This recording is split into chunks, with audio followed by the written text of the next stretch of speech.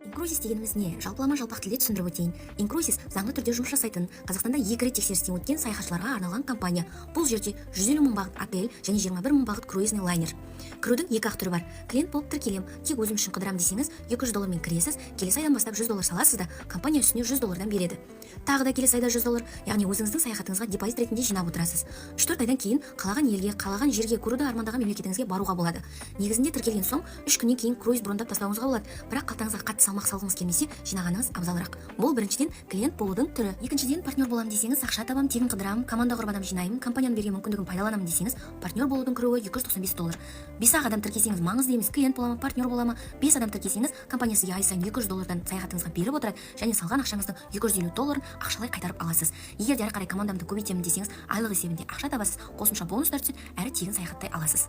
Бар болғаны осы, баршаңызға сәттілік.